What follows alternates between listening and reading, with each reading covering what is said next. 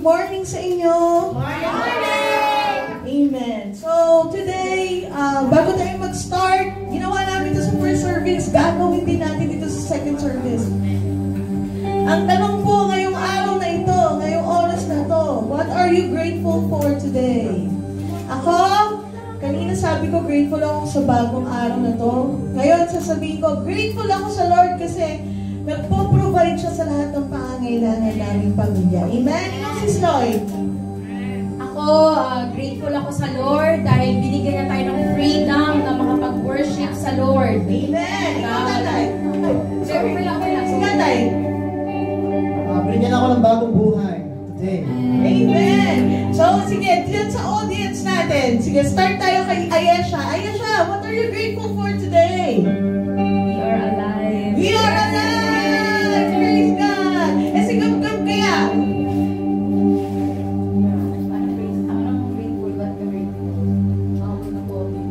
Oh, may provision. Amen. Sige, eh si Bilog kaya? Ikaw, Felicity yan. Anong pinagpapasalamat mo sa Lord, baby? Healthy. Healthy siya. Palakpakan naman natin ang Lord. Ang daming celebration. Si Mama Mimi kaya. What are you grateful for today? Ang ganda niya. Let's count our blessing. Grateful ako kasi I have my forever Sundays. Yes! Si Mabel! Grateful ako kasi lagi tayong malakas. Yes! Praise God! Si Mama Yoni! Lahat mo na, di ba? Grateful din ako sa Lord dahil sa kalakasang binigay sa akin. Sana lang. Kay Papa Doy. Gusto ko marinig si tatay si Papa Doy. Papa Doy, ikaw, anong pinagpapasalamat mo ngayong araw na to? Ako po yung nagpapasalamat kay Lord dahil binibigyan niya ako ng kalakasan sa araw-araw ko sa kanyang buhay at pinagaling niya na ako. Lord, walang pangalanan ulit ang ating Diyos na buhay. Hallelujah! Hallelujah!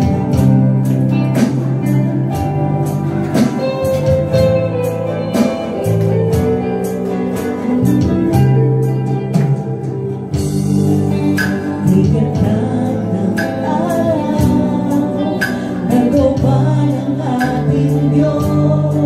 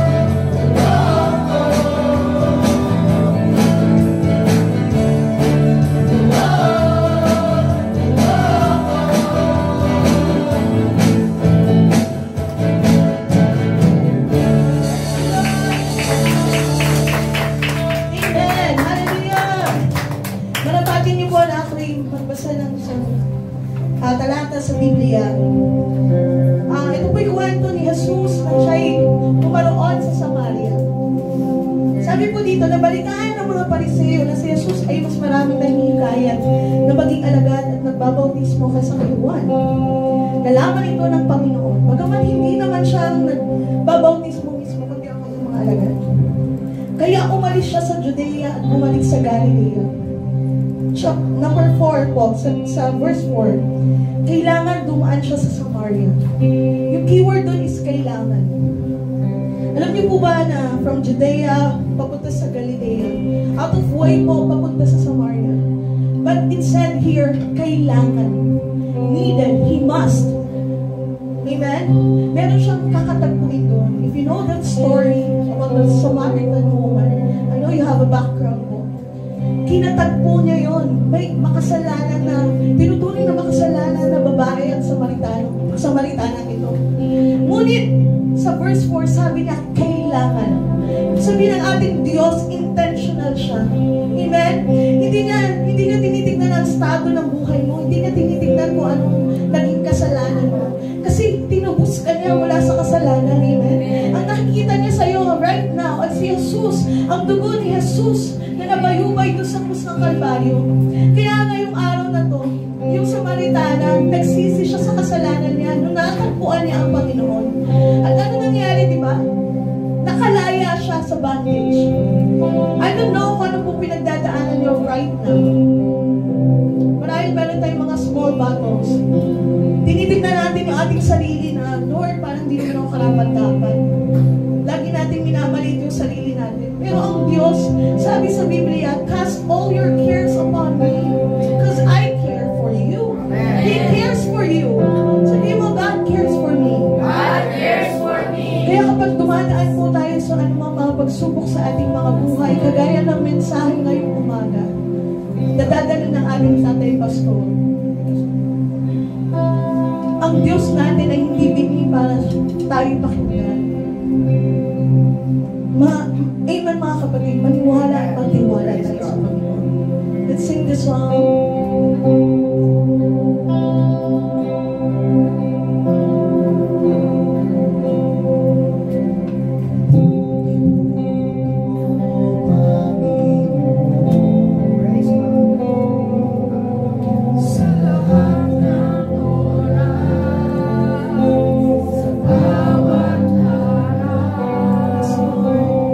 Ika'y laging tapat kung magmahal.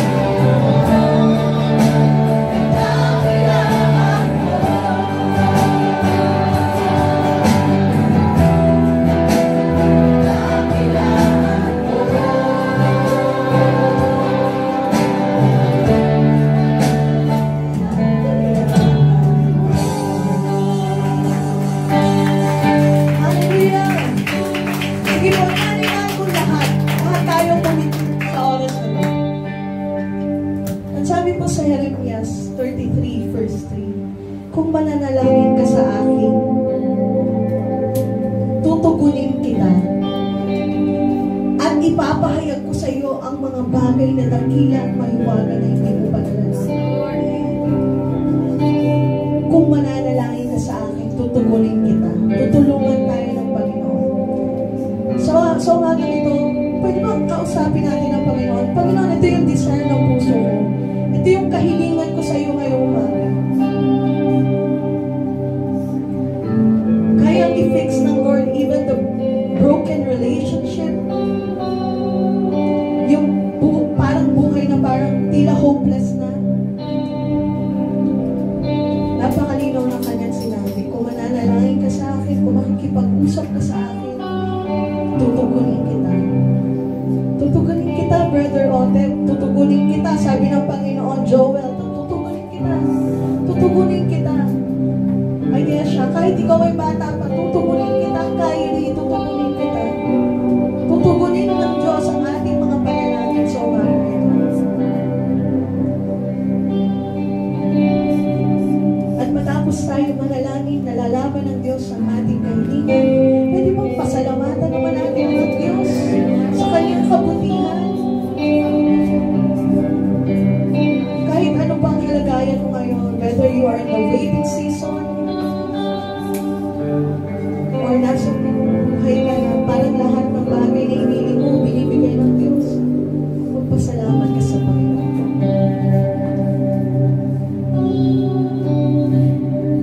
Hallelujah.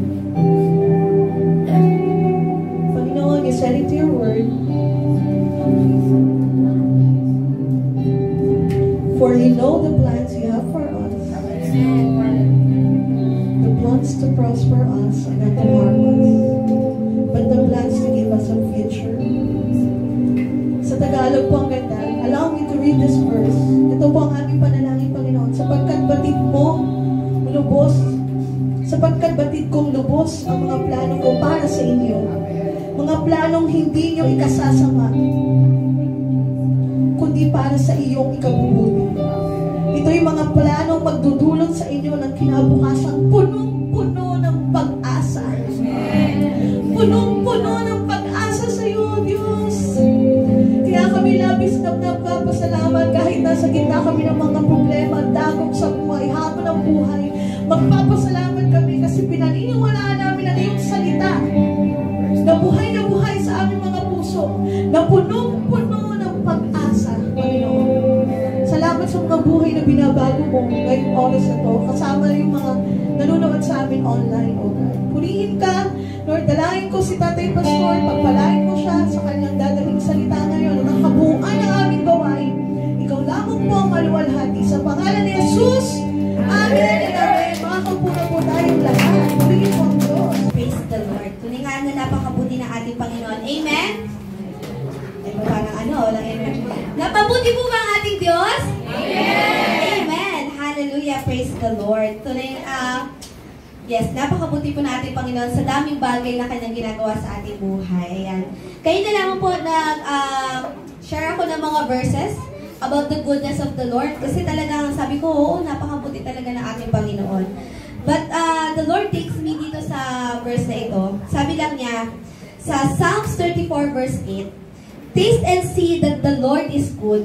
Blessed is the one who takes refuge in Him. Amen? Amen. Sabi, atin daw namnamin at makita na ang Diyos ay mabuti.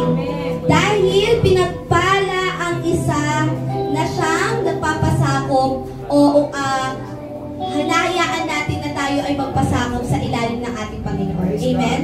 Ibig sabihin lamang po no, the Lord is encouraging us, that is one.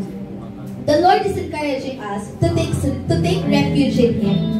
Tayo magpailalim, Lord, ang laki-laki ng mundong ito, pero itong kalakihan ng mundong ito ay hawak mo sa iyong mga kamay. Amen? Naniniwala ba kayo itong mundong to, tayong lahat hawak ng Diyos sa kanyang mga kamay? Sa kanyang mga palad. Kaya ano man ang mangyayari, kahit na ano man ang nangyayari sa north, south, west, east, kahit northeast pa yan, or southwest pa yan, or kahit sa panig ng mundo, alam ng ating Panginoon. And the Lord wants us na tayo, ano man ang mangyari, tayo ay hayaan natin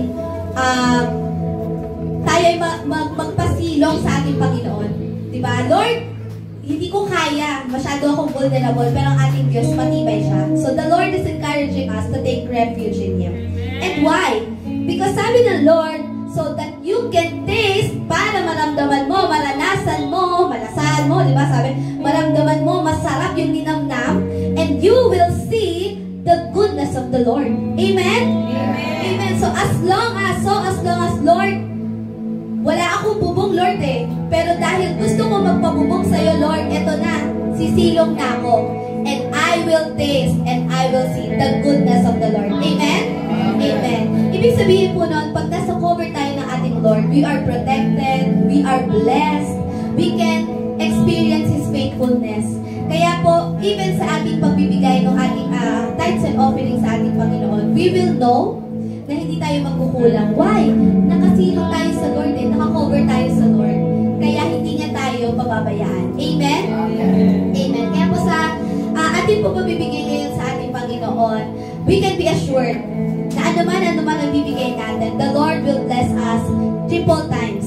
Diba? Or many times more, 1,000 times more doon sa ibinigay natin. Why? Because everything comes from the Lord. Every good things comes from the Lord. And He will bless us according to the richness of His glory of those who love Him. So, sa umaga po ito, I encourage that everyone na tayo po ay magbigay ng ating kaloob at handog sa ating Panginoon. Nandiyan na po, color-coded na po yung ating mga sobre. Nilagyan na rin po namin ng tanda na kung offering ay red, offering lang yung nakalagay, at yung tithes ay blue, so tithes lang yung nakalagay po doon. So, yun po, manalangin po tayo bago po tayo magbigay sa ating Panginoon. Lord, you are glorious, you are loving, Lord Jesus. You are lovely, O Lord. You are wonderful, Panginoon. Salamat, Panginoon, sa lahat ng ito na meron kami ngayon, Lord God, sa lahat ng iyong pagbabala, sa aming kalakasan, Panginoon, sa aming kagalingan. Salamat, Panginoon, sa aming bawat hininga, Lord God, na iyong pinagkaloob sa amin sa araw na ito para kami makalapit sa iyo muli, makapanambahan sa iyo muli, Panginoon. At higit sa lahat, maibigay din namin sa iyo ang aming pagiging grateful sa pamamagitan po na aming tithes and offering. Lord, pagpalain mo ang mga kamay na magbibigay ngayon. You know our hearts, you know our minds. Alam mo ko naman po yung mga agam-agam, suliranin na bawat isa. But we know, Lord Jesus, we can entrust our lives to you, Lord Jesus. We can entrust everything to you, Lord God. Ano man yung aming mga kakulangan, ano man yung aming mga pag-aalala, Lord God, kaya namin ipagkatiwala sa iyo, Lord God. Because we have faith, we believe, O Lord Jesus, na gagawin mo ang lahat. You can do everything, Lord God, that is impossible to us. But everything is possible to you, Panginoon. Maraming salamat po. Purihin ka, sabayin ka sa pangalan ni Jesus. Amen. Magsitayo po tayong lahat at buksan ang ating mga Biblia sa Galatia, Kapitulo 6, talata 7 hanggang 10. Huwag ninyong linangin ang inyong sarili. Hindi maaaring tuyain ang Diyos. Kung ano ang itinanim ng tao, iyon din ang kanyang aanihin. Ang nagtatanim para sa sarili niyang laman ay aani ng pagkabulok mula sa laman. Ngunit ang nagtatanim para sa Espiritu ay aani ng buhay na walang hanggan. Kaya't huwag tayong mapagod sa paggawa ng mabuti. Sapagkat pagdating ng takdang panahon, tayo ay aani kung hindi tayo susuko. Kaya nga, basta may pagkakataon ay gumawa tayo ng mabuti sa lahat ng tao, lalo na sa mga kapatid natin sa pananampalataya. Maaari na po tayo pumunta. Ano po akong tanong bago tayo magsimula sa ating pong talagang talakayin? Masaya po ba kayo? Amen! Sa inyo? Hindi pa po sa inyo agad. Ang lupit talaga ninyo ha? Para tayong family feud ha? Hindi pa tapos ang tanong, mayroon na kayo sagot agad ha? Ang tanong ko dito, masaya ba kayo sa inyong kanya-kanyang pamilya na kinabibilangan ngayon? Amen po ba? Amen! Ayan, for sure, ang aking mga anak, masaya sa pamilya Manalo, masaya sa pamilya Ridobla, at alam kong kayo din ay masaya sa inyong kanyang pamilya. Kaya, ang ginawa po ng Diyos, sa iba't ibang pamilya na meron po tayo na kinabibilangan, pinag-isa niya po tayo. Amen ba yan?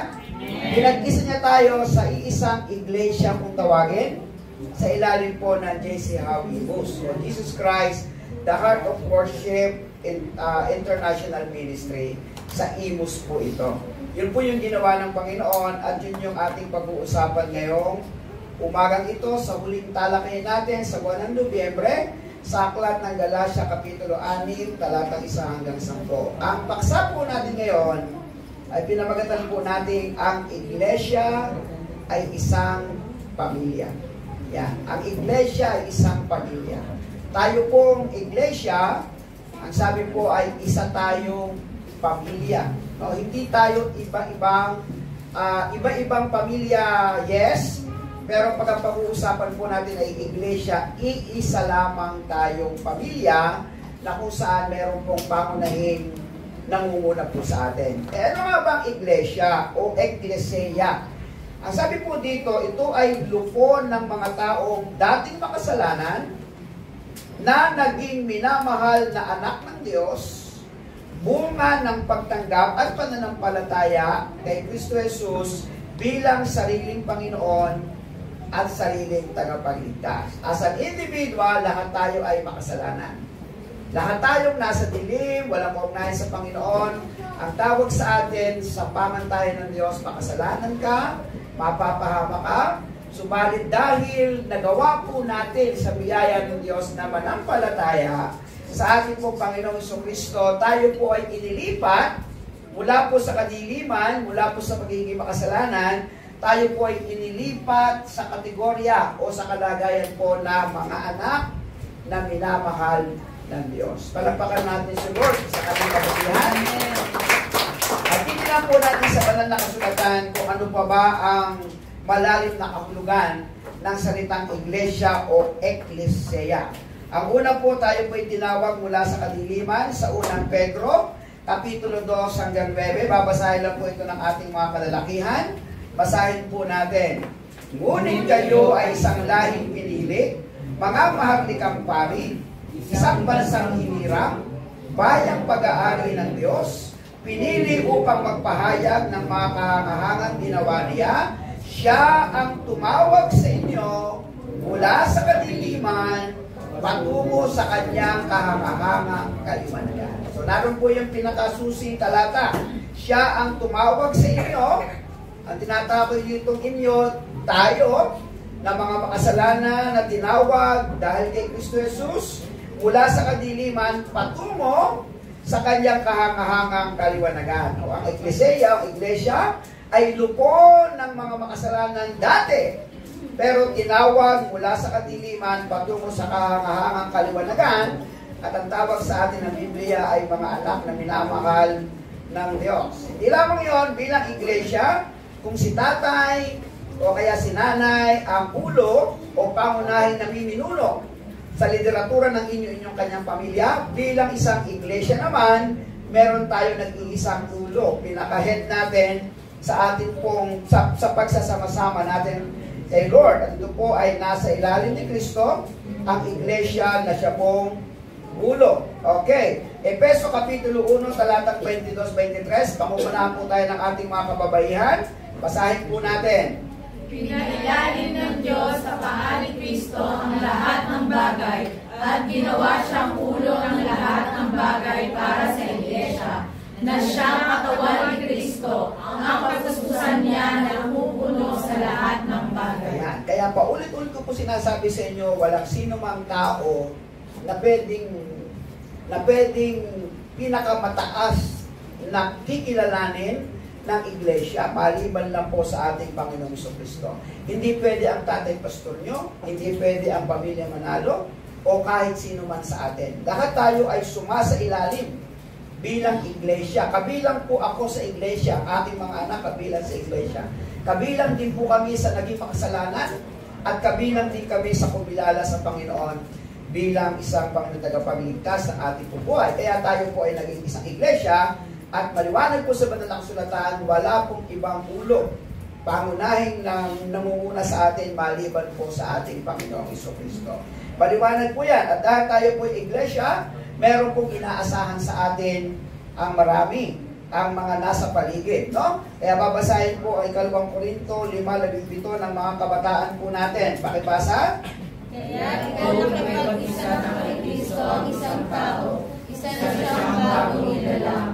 Wala na ang dati niyang pagkatao, sa halip ito'y napalitan na ng bago. Ayun.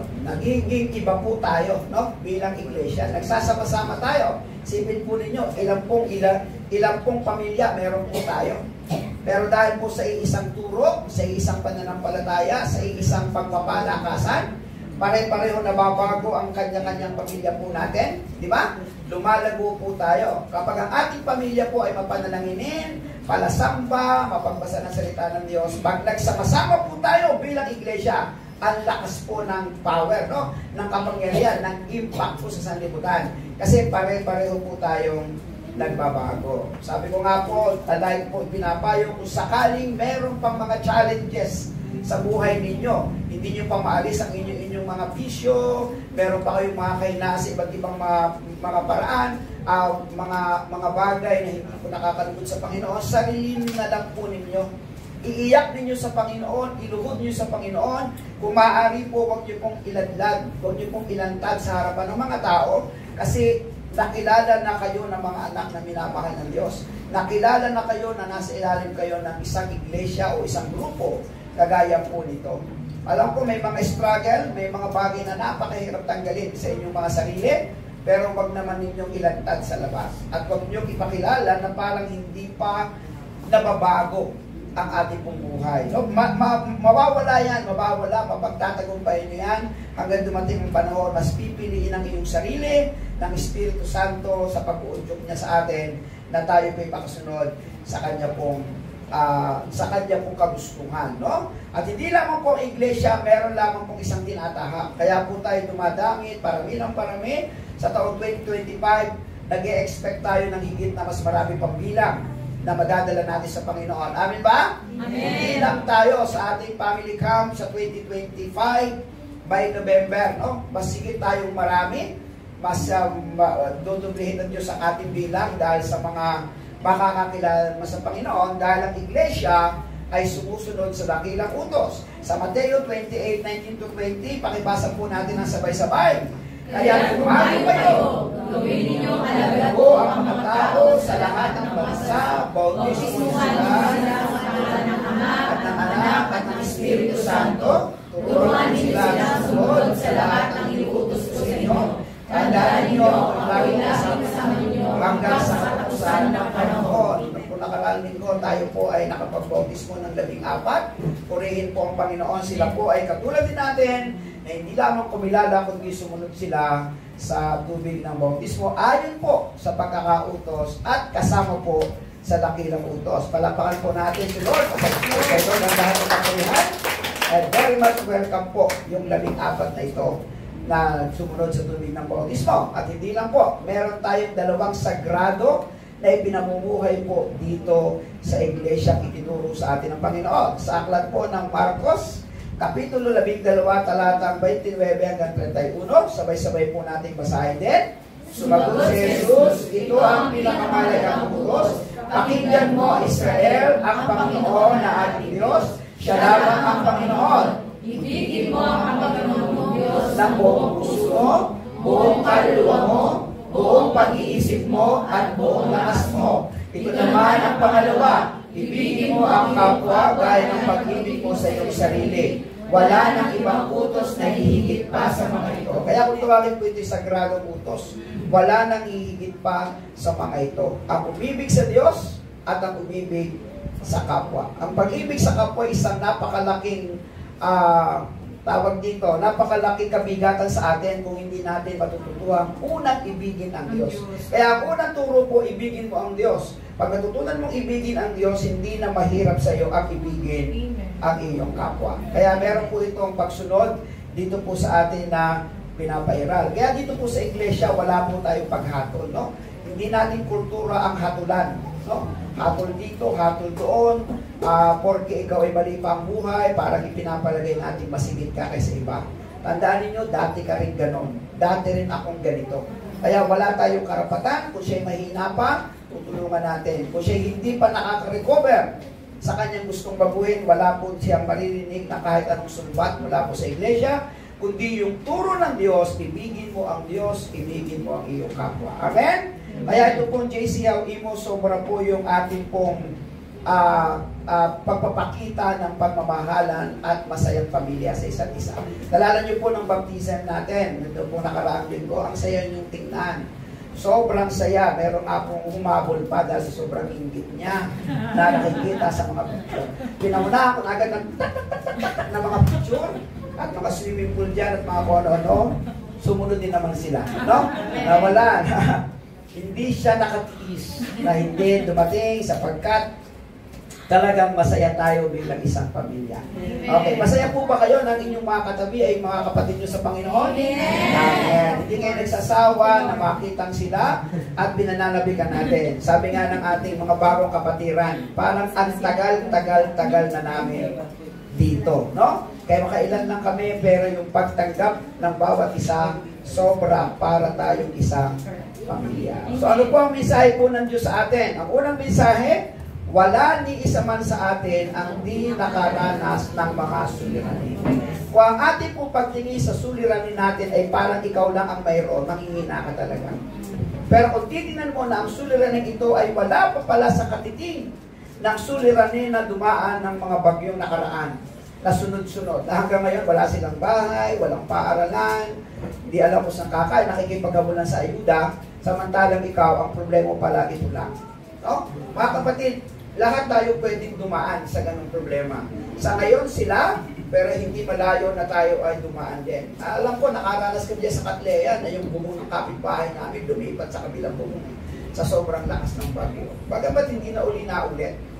No? Bagamat hindi na ulit. Pero pwede laging mangyari ang mga hindi natin inaasahan. Ang mga gerang nagaganap sa Israel, sa Iran, sa Russia, sa Lebanon, at iba't iba pang mga kaguluhan sa ibang bansa, na sa tingin natin mukhang hindi tayo apektado. Pero pag pinanood mo sa telebisyon, sasabihin mo, Lord, salamat ang Pilipinas. Tahimik at maayos. Bagamat may mga kaguluhang hindi natin ina-expect sa iba't ibang mga pamamaraan, sa iba't ibang sitwasyon, pero papalad pa rin tayo sa maraming pagkakataon. Tama po ba?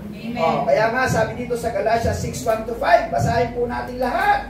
Mga kapatid, kung may isa sa inyo na nahulog sa pagkakasala, kayong pinapatubayan ng Espiritu ang pagtuwid sa Kanya. Subalit gawin niyo yun ng mahinahon at mag-ingat kayo, baka kayo naman ang matukso. Magtulungan kayo sa pagbuhat ng pasanin ng bawat isa, sa gayong paraan ay matutupad ninyo ang kautusan ni Kristo. Pangatlo, kung inaakala ninyo na kayo'y nakakahigit sa iba, subalit hindi naman, dinadaya ninyo inyong sarili. Ang bawat isa ang kanyang gawa, sa gayon ang kanyang kagalakan ay nakabatay sa kanyang gawa, huwag niyang iyamping pa iyon sa gawa ng iba. Sapagkat ang bawat isa ay dapat magdala ng kanyang sariling dalahin. Pasinin niyo yung salitang sariling dalahin. So, ibig sabihin, may kanya-kanya tayong mga suliranin na dinadaanan. Pwedeng individual, pwedeng pangpamilya, pwedeng komunikasyon o relasyon sa iyong kaibigan o kamag-anak o sa opisina. Iba-iba po yung suliranin. Pare-parehong problema, pero iba-iba po ng kategorya. No? Problema ito gusto kong i-share, pero ito po yung problema ko. Problema rin yung sineshare nyo, pero ito naman ang problema ko. Okay, so ibig sabihin naman na nakasulatan, walang hindi po dadaan sa anumang uri ng suliranin. Pero yung pinapatnubayan ng Espiritu Santo, yun ang sabi, yun ang pagtuwid sa Kanya. Yung po ang kagandahan ng meron po tayong palakasan sa isa't isa. Kung mahina ka, merong malakas dito, tutulungan ng malakas yung mahina. Hindi para hatakin pababa, kundi ang atin pong gagawin ay atin pong tutulungan silang iangat. Ano ba yung mga suliranin na atin pong naranasan? Una, kalungkutan. Amen, lahat tayo merong kwento ng kalungkutan. Meron pa dito na walang nakaranas, no? Iba-iba ang kwento. Ayun lamang ikay mawala ng mahal sa buhay. Isang kalungkutan na para sa napakaraming tao. Di po ba? Yung merong magkasakit, tapos dinalo mo, nalulungkot ka na. Sa telebisyon, pag nanood ka, daming problema, may kalungkutan na. Pangalawa, kabalisahan, karamdaman, kabiguan, kahirapan, kaguluhan, at saka marami pang iba. Hindi mo pwedeng isipin, ako lang ang malungkot, sila hindi. No. Marami pang mas malungkot sa'yo. Hindi pwedeng ikaw lang ang nababalisa. No, ang daming mas nababalisa sa'yo. Ang dami sa'yo, lagnat lang eh. Ay itong aking ibabalita sa'yo, cancer na eh. No? Meron talagang hirap na hirap siya sa kanyang karamdaman. Hindi lang lahat ay may kabiguan. Ang daming may kabiguan. Hindi lang lahat kayong may kahirapan. Ang daming may kahirapan. Ang daming may mga kaguluhan. Ngayon, kung ikaw ay titingin sa perspektibo na ito lang at parang ikaw lang, manghihina ka talaga. Kinakailangan makita mo ikaw, pagkatapos titingin ka sa iyong kapaligiran, para humugod ka ng lakas na mas mahirap pa pala sila kaysa sa akin. Ang kagandahan lang po natin, tayo pong mga anak na minamahal ng Diyos, meron na tayo agad kinakapitan. Amen? Amen. At meron na agad kumakapit sa atin. At meron na agad mga pangako nagpapalakas sa atin, lumapit ka sa akin, ikaw na nabibigatan sa iyong pasanin at ikaw ay bibigyan ko ng kapahingahan. Katulad ng binanggit kanina, tumawag ka sa akin, ikaw ay aking dirinig. Ang gagandang mga pangako na pwede makapagpalakas sa ating buhay. Kaya bilang isang iglesia o bilang isang pamilya, ano po ang ating ministry sa isa't isa? Maging gabay, magtulungan, at magpalakasan. Yan ang ating role sa isa't isa. Wala sa ating kultura ang mamintas, pumatol, o kaya ay maging dahilan para pabagsakin ang ating kapatiran. Ang ating pong tradisyon o kultura po sa iglesia pong ito ay Roma Kapitulo 14, talatang 1. Roma Kapitulo 14, talatang 1. Basahin natin. Tanggapin ninyo ang mahihina sa kanilang paniniwala at huwag magpantalo sa kanya tungkol sa kanyang puro-puro. Yun po ang ating role, no? Tanggapin ang mga mahihina. At sa Roma Kapitulo 15, talatang 1, basahin po natin. Tayo malalakas sa paniniwala ay dapat tumulong sa mahihina at huwag ang pansarili kasiyahan lamang ang ating isipin. Yan ang iyong responsibilidad sa isa't isa. Kung ikaw ay malakas, may katabi kang mahina, tulungan mo siya. At huwag ang pansariling kasiyahan lamang ang ating isipin. Hindi ka nakakahigit kung ikaw ay member ng Yada Worship doon sa mga nakaupo lang. Hindi ka nakakahigit na ikaw ay mas malaking ibinibigay doon sa walang ibinibigay. Hindi po. Nakikita po ng ating pong ng turo sa atin ng Diyos, kayo ay isang pamilya, kayo ay magkakapatid sa Panginoon, magtulungan kayo. No? Kahit naman sa aking mga anak, no? Lagi ko sinasabi sa kanila, pag ikaw'y kinyangat ng Diyos, iangat mo lahat ng iyong mga kapatid. Kasi pagkat hindi pwedeng may maiwan sa inyo dahil tayo ay isang pamilya. Di ba yung may mga suliraning na mga anak na parang ang hirap ng kanilang pinagdadaanan? Di ba nagmimit ang magkakapamilya, sinasabi, kaya mo yan, anak, tayo isang pamilya. Di ba? Kakayanin natin yan bilang isang pamilya. Kaya nalulutas ang mga suliranin at mga problema sa buhay. Okay, ang pangano po na mensahe sa atin ng Diyos ngayon pong umagang ito ay walang itinanim ang hindi aanihin. Galatia Kapitulo 6:6-8. Ang mga tinuruan ng salita ng Diyos ay dapat magbahagi ng lahat ng magagandang bagay sa mga nagtuturo. Huwag niyong lilangin ang mga sarili, hindi maaaring tuyain ng Diyos kung ano ang itinanim ng tao, iyon din ang kanyang aanihin. Ang nagtatanim para sa sarili niyang laman ay aanin ng pagkabulok mula sa laman, ngunit ang nagtatanim para sa Espiritu ay aanin ng buhay na walang hanggan. Sa talata pong ito ay nabanggit po ang mga nagsisipagturong tulad po ni Tatay Pastor, na siya niyo pong pinaka nangunguna dito po, ano? Ang iba pong mga simba-simbahan ay nag-i-invite pa. Nag-i-invite ng ibang tagapagsalita para sabihin lang nila na tulungan yung inyong pastor. Suportahan yung inyong pastor. Pero dito hindi ko na kinakailangan mag-invite. Amen. Sabihin ko sa inyo ng diretso, tulungan niyo ako. Yun naman na sinasabi ng banal ko sa latan. Okay, may iba ko ng kwento. Mga year 1990, nung kami nagsisimula pa ng pastor, medyo kalakasan pa po ng kaperahan ng mga panahon na yon at hindi pa masyadong mataas ang bilihin. Sa totoo lang, pag ikaw ay kinuhang pastor ng isang simbahan, sagot nila yung pastoral house. Libreng bahay. Tapos kung ikaw mga anak, libreng pag-aaral. No? At kung ano pa ang kailangan mo, at meron ka pang 15 and 30 na sweldo. Ayan, yung mga panahon na yan. Pang 1980, naranasan din naman namin yan. Kaya ang kalaunan, tumataas ang bilihin, umihirap, medyo binigyan na ng pagkakataon na, Pastor, hindi na namin kaya ikaw suportahan. Wala na kami bahay na pangupa sa'yo. Okay na rin po magtrabaho kayo. Kaya medyo nagkaroon ng sistema na mga pag-akyat ng mga year 2000, itong mga pastor nagtatrabaho na. Habang yung kalahati naman, sinesweldo ng church. Apektado ekonomiya di ba? Kung ipapapasan mo sa mga pastor, sa church ang ang pananagutan ay talagang mawawalan ang kapanangyaman ng simbahan. So nagtulungan sila. Tumagal, lalo sa panahon ito, marami na church, hindi na makakuha ng pastor. Wala kang pang sweldo eh. Wala ba nyo? O mapalad kayo kasi may pastor kayo, gwapo pa. Ayan? Wala nga pala pa. Pero iba talaga, sa totoo lang wala. Kasi problema nila, paano nila kukunin ito, ay may pamilya to. Okay? O kaya may mga nag-aaral. Kaya ang ginawa ang sistema ng simbahan, kung sino yung medyo may kaya-kaya sa church, at medyo na disipulo, sila ang ginagawang pastor.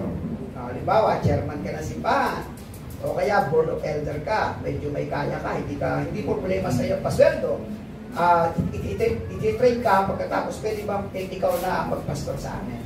Di parang ang nangyari ngayon, walang obligasyon ng church. Tawa nyo? Parang hindi na ngayon kinasanayan na ang pastor ay bigyan. Kasi kaya naman pala eh. Diba? Parang ako sa ating panahon. Diba? Kaya ko naman eh. Sasabihin naman ninyo, si pastor naman may mga anak. No? Kaya naman nilang mabuhay kahit hindi namin bigyan. Pero mali pa rin. Kasi sabi ng Biblia, tulungan niyo ako. Yan? No naman yung ibig sabihin, hindi ko binibigyan ng pabigat ang inyong sarili. Ang sinasabi ko, itinuro ng Biblia na yung nagpapakain sa inyo, pakainin nyo rin naman. Tama ba yan? Yes. Alam niyo kung susundin natin ang tradisyon, at ako'y kukunin yung pastor sa tradisyon, kinamulatan po namin. O sige, isa-isayin natin. Upa ko sa bahay. Pagkain namin ng pamilya ko lahat. Tubig. Hindi nyo kakaya. Pero dahil po sa hindi na tayo tumitingin sa ganong aspeto, sa ganitong sitwasyon tayo, kinakaya natin magsama-sama. Pero, tulungan niyo ako. Kasi nasabi ko po, hindi pwedeng alisin ang responsibilidad ng simbahan porque kaya naman pala ni pastor. Mali pa rin yun. Tama ba yan? Kasi habang pinagpapala nyo ang lingkod ng Diyos, pinagpapala din po kayo. Amen. Yun po ang luhikan yan eh. Kung anong itinanim mo, siya mong aanihin. Kaya yung ibang mga simbahan na hindi naman kaya magbigay ng pera at ang kaya naman nila sa mga bukid-bukid nila, bunga ng yung mga crops, kamote, kamuting kahoy, ano ba?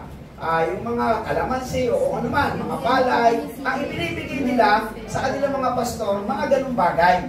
Di ba? Wala naman kayong mga, meron ba dito may tindahan ng mga kamote, mga ganyan. Siguro yung mga tapa flakes, ayan.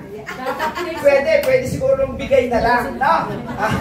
Alam ko meron dito nagtitinda ng tapa flakes eh. Pero siguro libre na lang yun, no? Yung mga panik, mga gano'n, siguro libre na lang yun. Kasi kay pastor naman ibibigay eh. Parang gano'n, yan. Ha? Oo nga, yan iniisip ko, yung agaya ni Kuya Otek, mga simento, mga alumna, para awkward naman. Dadali ni Kuya Otek, mga simento, dadali kay pastor. No? Ang punto lang dito is, nagbibigay sila ng garantiya din na pagmamalasakit sa nagtuturo. Tama ba yan? Nasa inyo na yan. Basta itinuturo ko sa inyo kung anong tama, hindi naman ako maselan. Ang aking size ng polo ay, ano sabi ni Ate? Large. Yan. Ang baywang ko ay? Okay. Gusto lang natin maging masaya, pero wag po nyo maging burden yung ating pinag-aaralan. Okay. Ang mga nagsisipagpagal ay kailangan tulungan. Sa 1 Timothy 5:17-18, basahin po natin. Ang mga matatandang pinuno ng iglesia na mahusay mamahala ay karapat-dapat tumanggap ng paggalang at kabayaran, lalo na ang mga masigasig sa pangaral at pagtuturo ng salita ng Diyos. Sinong tinutukoy dito? Di siyempre, yung nagtuturo sa inyo. Sapagkat sinasabi ng kasulatan, huwag pupusanan ang bibig ng baka habang ito'y kumigihit. Nasusulat din, karapat-dapat lamang na bayaran ang mga manggagawa. Kita nyo salita, bayaran ang manggagawa. Sa ibang salin nito ay parang sweldohan ninyo ang inyong tatay pastor. Alam nyo, ang rate ko hindi nyo na kaya. Siguro minimum sa akin 50,000. Kaya nyo? Tumawa si Ate Lai. Ibig sabihin, cheesy. Yung sabi natin lang, maning-mani. Ayan. Okay, unang Korinto 9:11-12. Tinan po ninyo, sabi dito. na kasi kami sa inyo ng pagpapalang espiritual. Malaking bagay ba naman kung humani kami? Tingnan ninyo, na mga material na pakinabang mula kanino? Sa inyo. Kung ang iba'y may ganitong karapatan, lalo na kami. Ngunit hindi namin ginamit ang karapatan ito. Tiniis namin ang lahat upang hindi kami maging hadlang sa magandang balita tungkol kay Kristo. Ito po kami. Ito ang aming pamilya. Hindi namin ginamit ang karapatan ito. Diba? Okay. Kundi, tiniis namin, nagsakripisyo kami sa lahat upang hindi kami maging hadlang sa magandang balita tungkol kay Kristo. Kaya meron o wala, tuloy-tuloy si Tatay Pastor, ang aking pamilya, para alagaan at ipagpatuloy ang ministry nito. Pero, tulungan niyo. Parang laging gano'n ang nasa isip natin sapagkat kinakailangan din nating balansehin ang ministry ko kita. Kaya sabi po dito, ang aanihin ay depende sa itinanim at alam ng Diyos ang totoo at nilalaman ng inyong puso. Okay ba? Nakakalungkot yung sinabi ng banal na kasulatan dito. Ano po ang sabi dito? Anong talata yung binasa natin kanina? Anyway, tuloy na tayo. Upang hindi kami, hindi. Okay na yan. Number 2 na tayo. Walang mapapagod sa pagtulong, samantalahin ang bawat pagkakataon. Alam po ninyo, hindi sa lahat ng pagkakataon nakakatulong tayo, di ba? Nalulungkot din tayo kapag mayroong humihingi ng tulong, wala kang maibigay. Pero ano niyo po ba ang pinaka-list na pwede natin magawin? Magagawa ay prayer. No? At least damayan man lang natin sila, tapikin ang balikat, yakapin, hindi ka man makapagbigay ng kahit ano, atin silang iangat patungo sa Diyos sa pananalangin. Malaking bagay po yan. At huwag po kayong mapapagod. Galatians 6:9-10, basahin po natin. Kaya huwag tayong mapagod sa paggawa ng mabuti, sapagkat pagdating ng takdang panahon, tayo ay aani kung hindi tayo susuko. Kaya nga, basta may pagkakataon ay gumawa tayo ng mabuti sa lahat ng tao, lalo na sa mga kapatid natin sa pananampalataya. Narito po ang katotohanan. Narito po ang totoo. Narito po ang hindi plastic. Naiintindihan po ninyo? Pag ang tunay na pagtulong, pag-iibigan, pagkapatawad, pagkakaisa ay naranasan natin bilang isang pamilya, anuman ang ating ilapat sa labas, yun po ang katotohanan. Diba? Hindi na pwedeng ikaw ay walang galang sa lapastangan ka sa iyong bahay, sa magulang mo. Pagkatapos sa labas, malo ka ng malo sa matatanda. Parang ang galang-galang mo. Pero ang totoo naman, ang iyong magulang, hindi mo naman ginagalang. Kaplastikan ang tawag doon. Sa pagtutulungan, ganun din. Sa mga nangangailangan sa labas, tulong ka ng tulong. Sarili mong pamilya, hindi mo tinutulungan. Kaplastikan din ang tawag doon. Ang tawag doon ay pabalangbunga na kanilang mga ginagawa. Kaya sabi po naman ng kasulatan, kung tayo mo hindi mapapagod sa paggawa ng mabuti, gawin natin ito sa lahat ng tao, lalo na sa ating pong pamilya. Tayo po ba? Lalo na sa ating pong pamilya. Napakahalaga po na tayo po ay nagdadamayan. Kaya lagi ko po yung pinapanalangin, Lord, tingin mo po ang aking panalangin. Katulad din ng inyong mga panalangin sa inyong prayer request. Di ba? Ang mga prayer request nyo, abundant blessing, marami pang mag-sponsor, marami pang kilusin ng Panginoon sa atin. Bakit? Kasi hindi po maiwasan na may mga kapamilya tayo, lalo po sa lugar po ng ating yung po sa first service. Kapag po umulan na napakalakas, binabaha po itong barangay Pag-asa 2 hanggang Pag-asa 3. Pinapasok ang kanilang mga bahay. No? Talos lahat ng kanilang mga damit, kasangkapan nawawasan.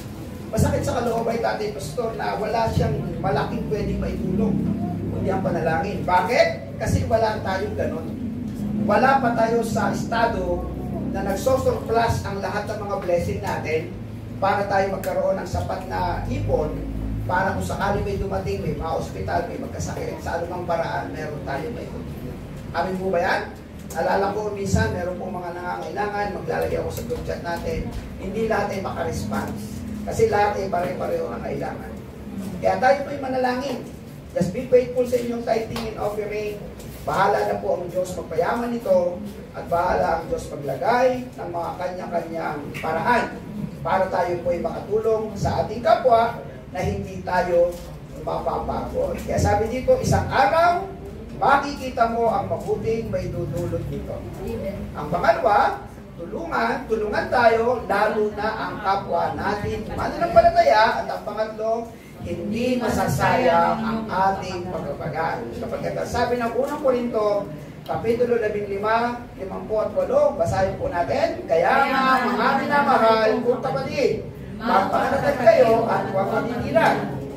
Maging masipag kayo palagi sa paglilingkod sa Panginoon, dahil alam ninyo, hindi masasayang ang inyong pagpapagal para sa Kanya. Alam ba kami natin ang ating napakabuting Diyos?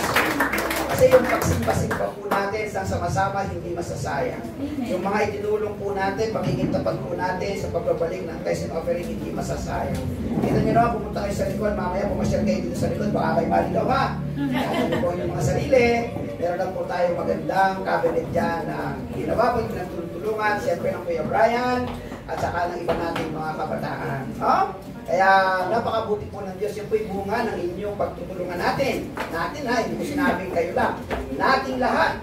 Doon po sa ginawa nating apostolic concern. So pagka po natapos sa service, pinampunin nyo, pasyalan po ninyo, ingat lang po kayo, baka po kayo maligaw.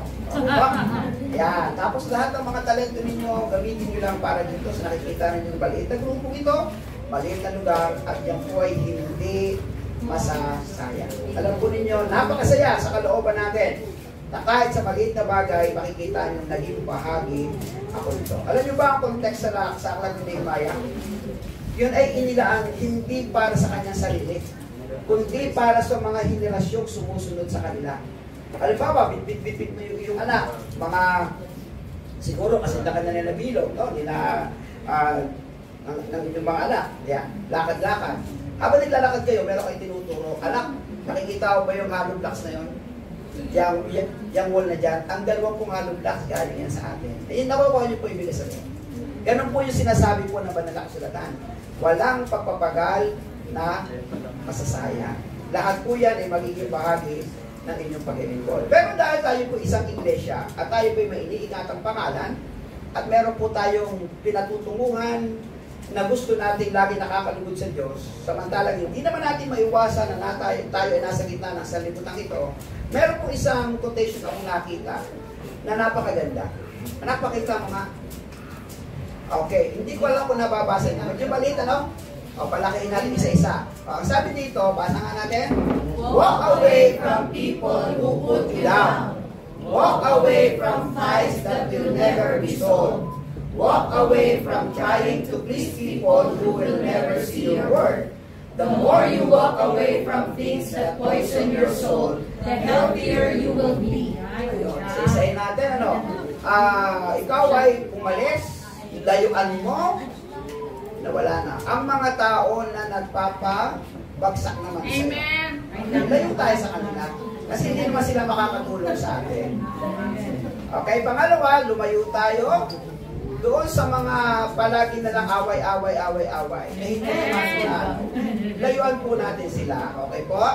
Layo tayo doon sa mga taong nagpapapansin lang sa atin, pero hindi naman talaga nagpapahalaga sa iyo. Amen. Okay. Tapos, layo tayo doon, sabi dito, habang lumalayo tayo sa mga bagay na yan, lalo namang lumulusog ang ating kaluluwa. Patungkol sa Diyos. Wow! Okay. Ganyan po tayo na. Para na sa ganon, magkaroon tayo ng katahimikan sa isip at saka sa puso natin. Layo na lang tayo sa kanila. Para na sa ganon, tayo po ay manatiling malusog ang ating spirito at kaluluwa. Amen po ba? So, tayo dito may lahat. Awitin po natin ang mabuting Diyos, ang isang napakagandang awit mula sa Panginoon. At papurihan po natin ang Diyos sapagkat talaga, nagkakagulo na ang ating mga yada, worship kids.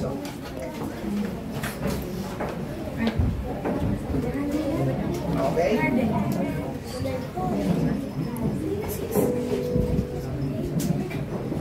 Alay, nakakatuwa talaga. Okay, so awitin po natin ang mabuting Diyos. Praise God. Hallelujah.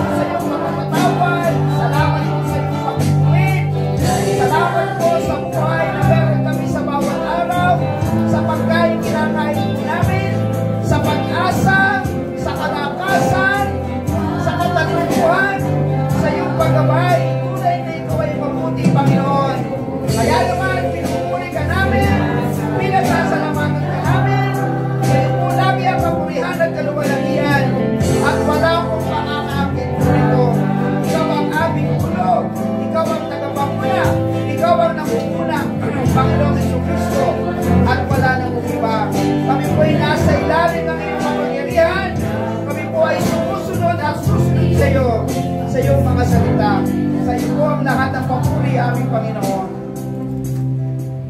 O aming Diyos, aming Panginoon, salamat sa iyong napakabuting kalooban sa amin. Galing kami sa iba't ibang pamilya, pero pinag-isa nyo kami bilang isang iglesia, bilang isang pamilya. Kami po ay handang sumunod sa anumang pinag-uutos po ninyo.